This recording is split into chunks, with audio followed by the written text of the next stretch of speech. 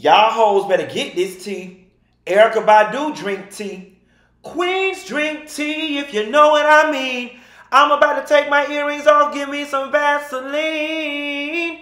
Drop down in the description box for the link to purchase this tea or join my sales team. Don't be caught slipping. Listen, when I tell y'all 2020 ain't playing with nobody, 2020 is not playing with nobody. But 2020 ain't been all bad. Yeah, we got some bad news to talk about, but we got some good things too. Erykah Badu and Jill Scott versus last night down to the Instagram. The good, the bad, and the ugly. Queen shouldn't swing, if you know what I mean. Want to talk about it? Here it goes.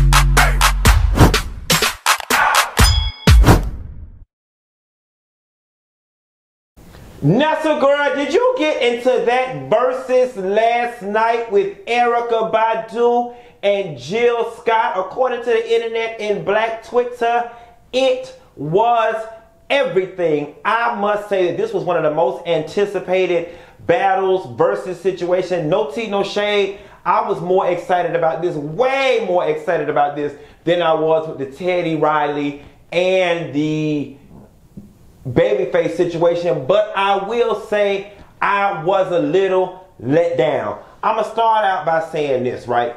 Last night was Black Girl Magic. It was magical for black women. It was magical for sisterhood, and it damn sure was one in the history books for the culture. However, I was a little bored. You know what I'm saying? Like, from an entertainment value, I was just a little bored. And is it me, or did they play them songs for just too damn long? And you know, it was like, girl, Erykah and Jill, y'all must didn't watch. The rules was 1 minute and 30 seconds. I knew shit was going awry when Erykah played the roots in the very beginning. She played the whole song, the rap part. Then Jill turned around and played that damn 8-minute ass version of If You Are Worried About Where I've Been on Who I Saw, and I thought it was cute that they both paid homage to one another with their song. I love how Erykah opened up with their song, Sister My Queen, I want to open up with a song that you wrote, and how Jill said that was the first song that she wrote, and there was a lot of history and love exchanged in that moment.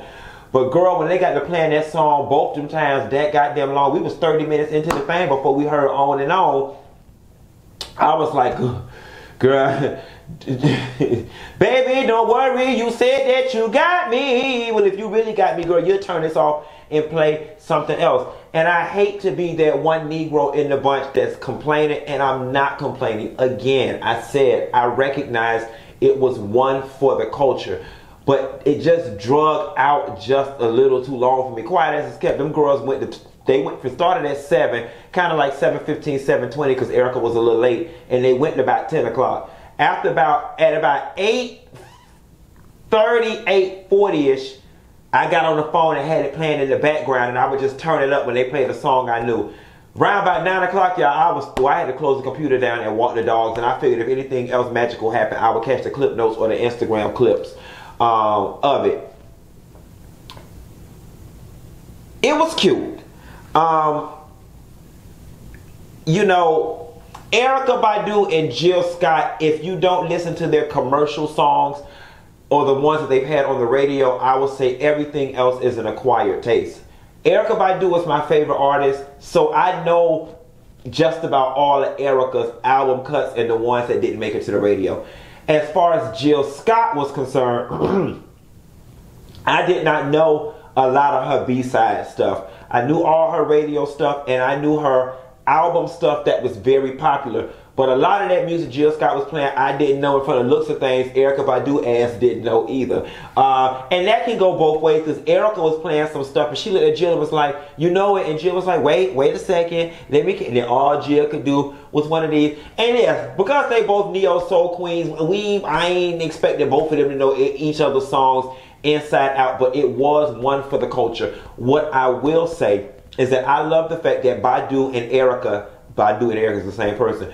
Badu and Jill never allowed the industry to pit them against one another. I love the fact that they both coexisted in the same pond and uplifted and upheld one another and had no problems singing each other's song and paying homage to, because little do we all know they do have a symbiotic relationship. Both of their careers really kind of do depend on one another, especially in the early 2000s, because those two were the driving forces of the neo-soul movement when it comes to the ladies, with Erykah being the queen and Jill being the princess right behind her. But it took both of those engines to propel that boat. Catch those T's. I will say I enjoyed the Teddy Riley and the Babyface one a lot better. Not to be compared, but only because it was a history lesson with Teddy Riley and Babyface. And just about every song, if not every song that those two played, I either knew, rocked out to, had a memory, or was like, oh shoot, I didn't know Babyface wrote this. I didn't know Teddyface produced this. Teddy Riley. Like, case in point, I did not know that Babyface was largely responsible for Bobby Brown, all of Bobby Brown's hits. So you might as well say his career. I did not know that it was those nuggets of information that made it great for me. But I'm going to tell you what the Jill Scott Erykah Badu concert situation did for me. It made me realize that there may be a lane for a new way of concert going, especially considering this COVID situation.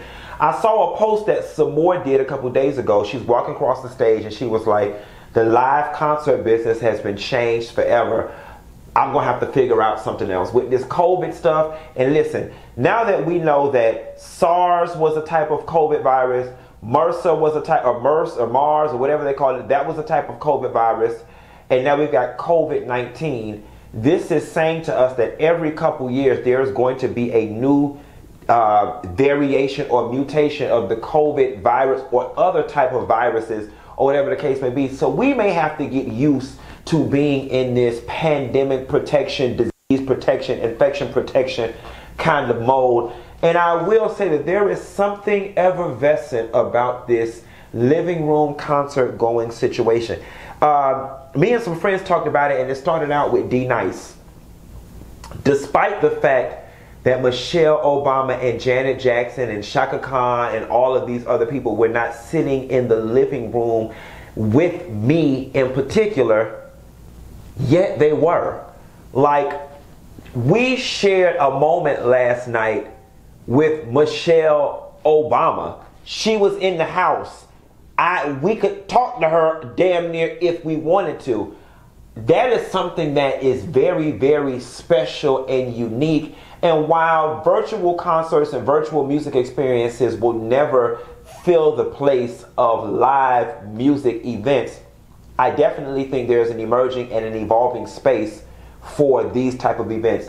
Something that I realized yesterday, I only looked at the Instagram numbers, and at its peak, from what I remember seeing, they were up at about 750,000, give or take. Now, when I went down to Florida State University and got my degree in economics, them people taught me everything about economics. And here's where I'm at with it, right?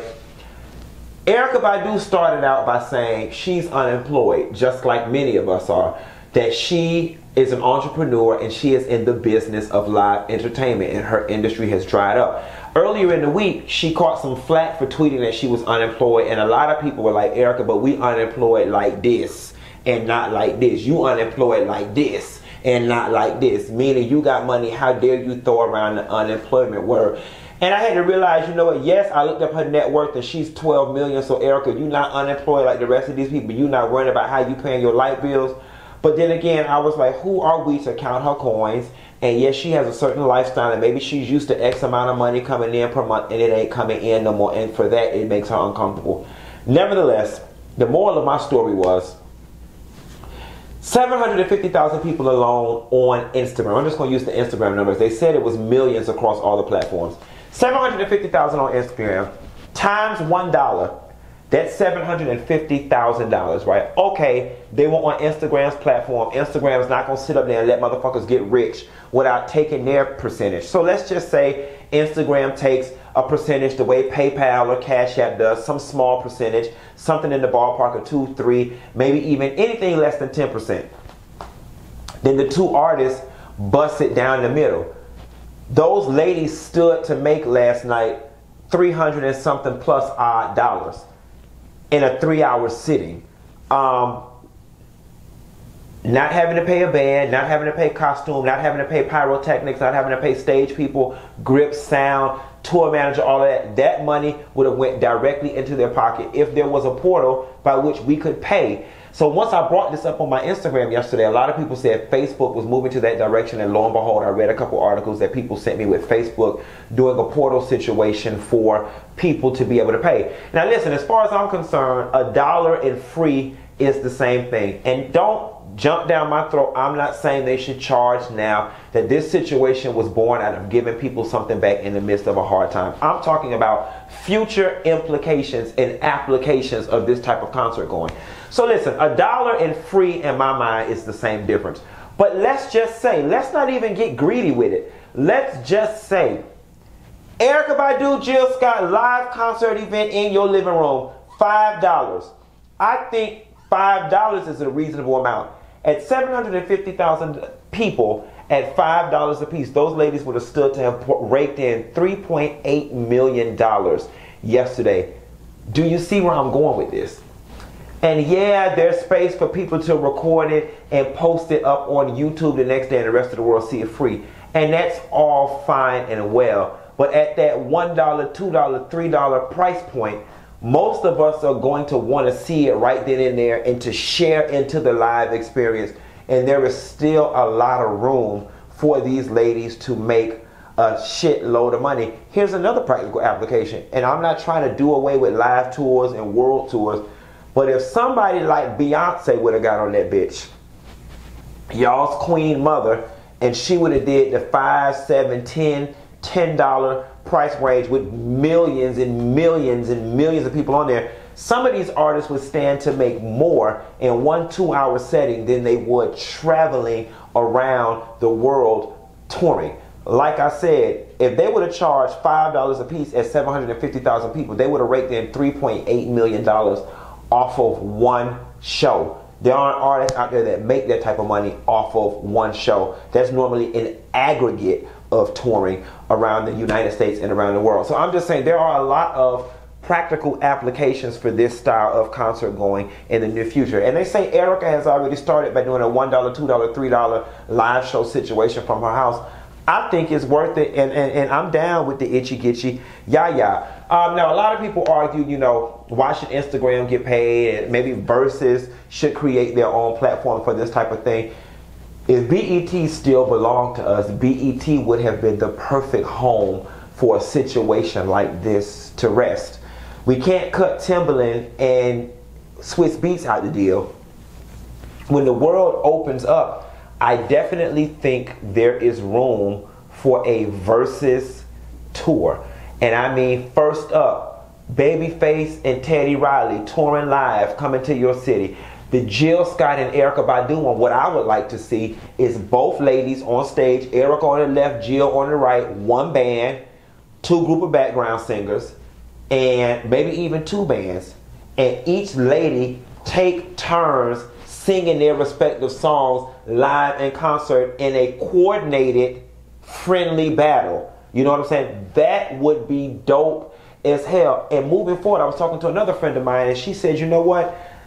With the Instagram style of concert going, we've discovered that the audience likes a lot of the conversation.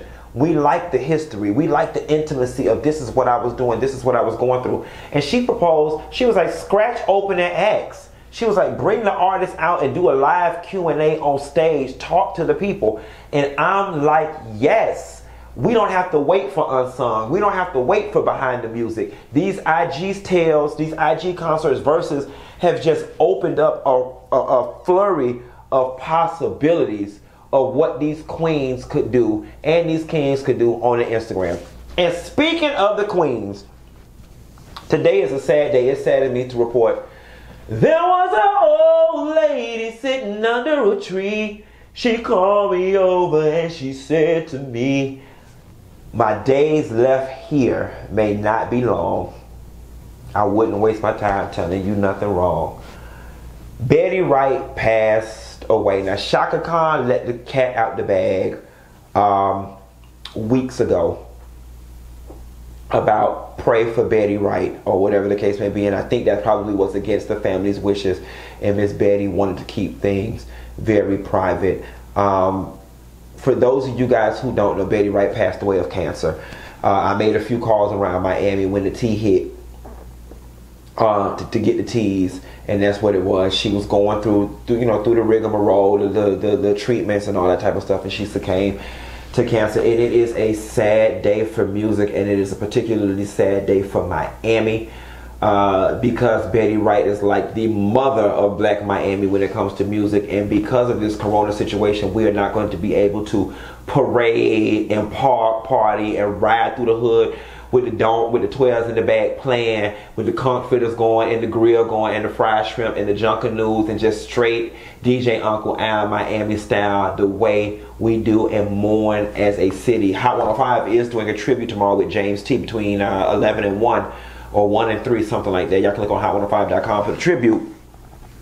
But it is really sad that the Miami legend Betty Wright, and y'all know how much Betty Wright's music influences me and my videos, and how much I find a way to work her into my stuff. She was a huge influence on my life, going from riding in the car with my mama as a little kid, listening to Tonight Is the Night, not knowing what it meant, but knowing it was something grown, to driving the car like Lil Wayne said, and it having a totally different meaning, to tonight being my night. Okay, if tonight is the night, like Betty Wright, you know what I'm saying, to now being a grown person looking back on when tonight was my night and how special that song was. Like, it was just a very, generational transcendent song, much like a lot of her music was. This weekend we lost music legends across 3 generations. We lost Little Richard, then we lost Betty Wright, and then we lost Andre Harrell. That's in the chronological order of their music and not their deaths. This was just a tough weekend, and it doesn't make it any better that Queen Mother Betty Wright passed away on Mother's Day. Lord have mercy, Jesus. Her children are going to forever be haunted by that. It always sucks when somebody dies on a holiday, because you attribute that holiday to that person's passing. Just like Black Friday will always be the day my mom died. You know what I'm saying? That will no matter what, it will always be the day my mom died. Nevertheless, y'all, there was an old lady sitting under the tree. She called me over and she said to me, y'all hoes better buy this tea. At any rate, y'all be good. Happy Mother's Day. Let's get ready for this Real Housewives reunion, Atlanta reunion tonight. And I'll call y'all later. Bye.